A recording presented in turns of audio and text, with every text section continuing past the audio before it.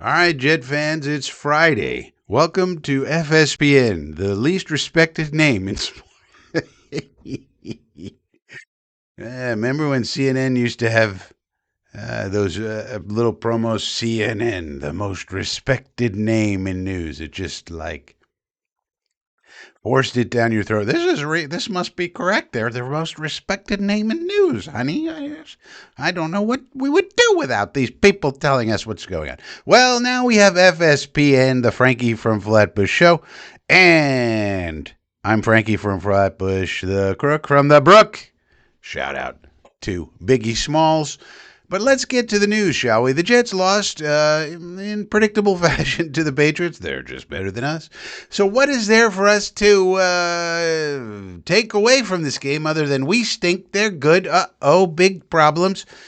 Well, we're going to use the PFF grades as a jumping off point. But of course, anytime we talk about the PFF grades, we must put in the caveat, even though some people won't remember the caveat, that the BFF grades are not the Bible. We don't love the way that they grade people, but it's a good jumping off point to talk about certain things. And what we're going to talk about right now is the offense. Let's put it up here, and you're going to see that the top two performers on our offense and 3 out of the top 4 are our offensive linemen. Now, that's really good news. Mambu, Fashanu, Tipman. These are the people we need to perform at a high level. Now, we're going to need 2 others. Do we bring back Simpson? What about Myers as a backup? How about AVT on an incentive-laden deal? All possibilities, and then we're going to have to draft some as well. An interesting thing is kind of brewing in the world of offensive linemen in that Tyler Linderbaum is reportedly not close to a deal with the Ravens. Now, the Ravens would be crazy to let him go. So I'm pretty sure that probably the agent of Linderbaum is putting that out there in order to sort of incentivize the Ravens to give him what he wants. Otherwise, he might hit the open market, get all the other, basically any other team other than the Chiefs with Creed Humphrey who would be salivating pretty much to get their hands on Tyler Linderbaum. Could we? Probably not. He's going to have so many different if he were to get to market, he would have so many different teams. He would have his choice. I don't see why he would choose us. But maybe if we blew him out of the water, I mean, no matter what you did money-wise, I don't think we could give him, I mean, he's going to be top of the market anyway. How much more do you want to give him to come here? It probably wouldn't be worth it. But that would be interesting if we were to land a guy like that somehow, some way. Oh boy. But otherwise, we might have to go into the draft to get him. But Mambu, 77.8. Fashanu, 75.3. Justin Fields has a higher grade than you might think because of all the running that he did in the game. And he had some decent passes that were dropped. Mr. Mitchell. But other passes that were just terribly thrown also. But they have to rank his running in there as well, so that's why he's so high. John Mechie gets a nice little grade. So look, if we found a possession receiver as a throw-in in a deal with John Mechie, hey, we need all the little possession receivers we can find. Okay? It may not be so important to the Eagles. It's important to us that a guy can actually catch the ball. Here's how you catch it, Mechie. We'll tell Mitchell, maybe. But anyway, if we found a nice little possession receiver, slot receiver, John Mechie, that's very valuable to us. And he was just a throw-in in a deal, so that's a good job. And so far, so good. Let's hope it holds up. But so far, so good on John Mechie. Breece Hall, Isaiah Davis, Simpson, and Myers continue to bring up the rear on the offensive line, so we got to make some decisions there. Mason Taylor did okay. I thought the tight ends played better than their grades here. Ruckert had that one drop, unfortunately, in clutch time. I mean, clutch for us, we're trying to come back as is always the case. But a 4th down, big throw, he catches it, it's a 1st down. You got to catch it, Jeremy. What are we doing? Arian Smith got 9 snaps. That's another thing that's troublesome. Friend of the program, PC Salami, brought this up. Also a member. I would recommend everybody become a member of this channel. You're going to get some exclusive items, including college quarterback ratings. But anyway, friend of the program, member of this channel, PC Salami, said, hey, why is Arian Smith only getting 9 snaps? And I don't know. I don't know the reason. Tyler Johnson got 30 snaps. Tyler frickin' Johnson. And Isaiah Williams, you notice what I said in the comment was it seemed like the trio for 11 personnel was Williams and Mechie and Mitchie, which is okay, all right. But then why did Tyler Johnson get 30 snaps? What is Tyler Johnson going to do for us? And then Adonai Mitchell bringing up the rear with those dropsies. Eating too many dropsicles, Adonai. But hopefully he gets his act together. He was getting open a lot, and he was up against Christian Gonzalez a lot of the night, you notice. And so that's actually encouraging. If you can, Christian Gonzalez is excelente.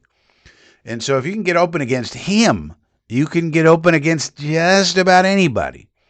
Now we just need a quarterback who can put it on him more consistently, and he needs to catch it. That's all. Well, little things. All right, defense. What about the defense, Frankie? All right, let's take a look at the defense here. Harrison Phillips grades out number 1. Isaiah Oliver, Malachi Moore continues to grade out well and only had 1 missed tackle. Like to see it at 0, Mr. Moore, but okay. Brandon Stevens continues to be okay. Sherwood played well, I thought. And Quantez Stiggers. I mean, Stiggers had a hamstring issue. He came back in the game. I think it was his hamstring. And he played okay. Look, if Quantez Stiggers can be a good backup cornerback, in addition to what he does on special teams, that's a valuable player. Will McDonald, not his best game. They were doubling and triple teaming him, chipping him, and all that. Tyler Barron played okay. You saw he had a tackle for loss. Now, they didn't block him on that play, but at least he made it. Maybe he won't be completely useless after all, so that'd be nice. Tony Adams, Quincy. Now, the linebackers will have low grades on coverage, and PFF has weird coverage grades for linebackers, I've noticed over the years. So you notice he did everything else pretty well, except for the coverage, and that's pulling down his total grade. It's hard. Linebackers covering people is not easy for them to do, just in general. Jermaine Johnson gets a low grade, even though he led the team with 6 total pressures. All right. They said he missed 1 tackle, and they gave him a bad tackling grade. Michael Clemens, low grade. Mwanga, okay. Mozzie Smith, you would hope that Mozzie would be better than this. He may be a lost cause, and maybe he's our defensive tackle 4 next year. Who knows if he even makes the team. Jarvis Brown-Lee had a terrible game, of course. And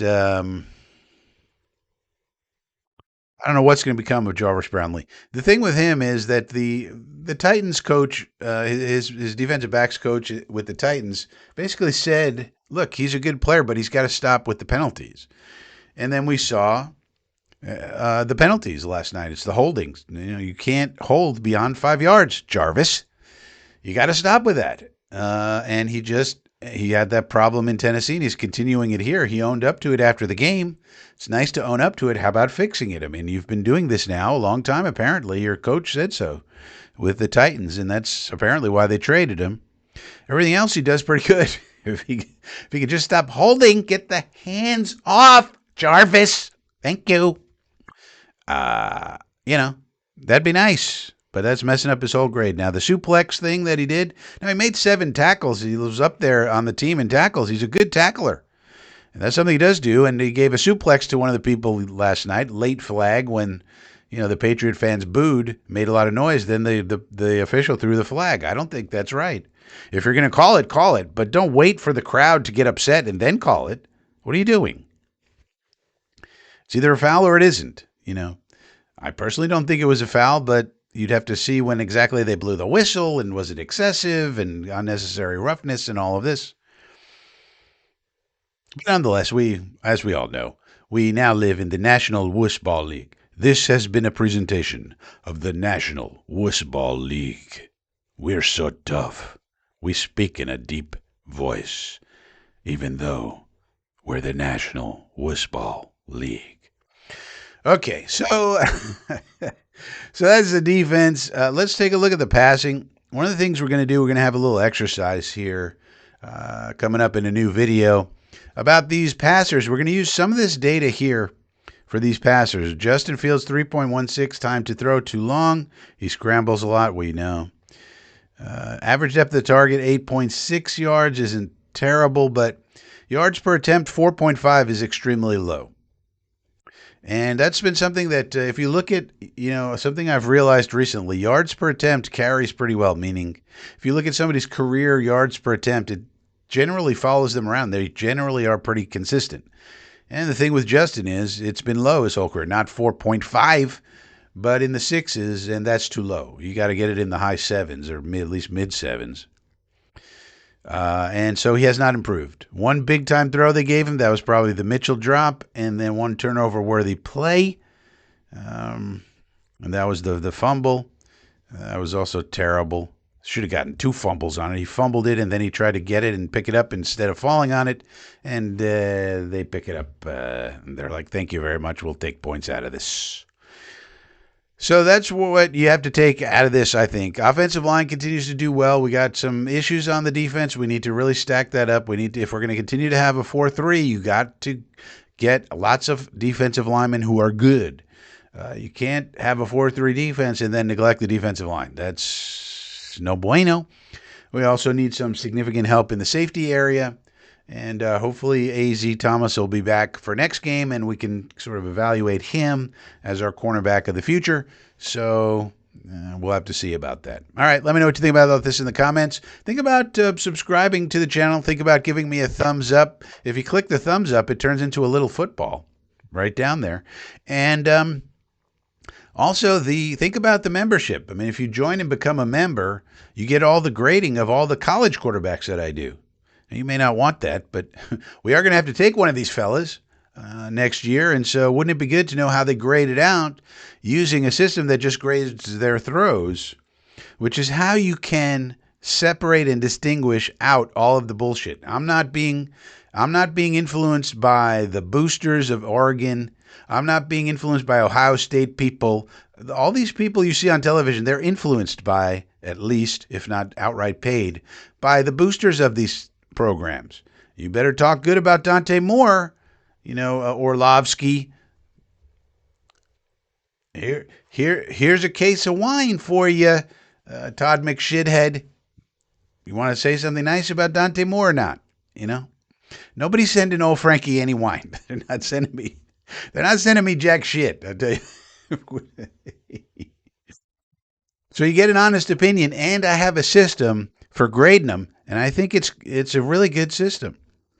And it doesn't grade all the bullshit, because if a guy's a good runner, for example, like Dante Moore, great runner, Ty Simpson, very athletic, Fernando Mendoza, functional athleticism. You don't have to grade that game after game. You know what it is. You get it. Okay. What separates them is their throws and how they do throwing wise. It's really what it is.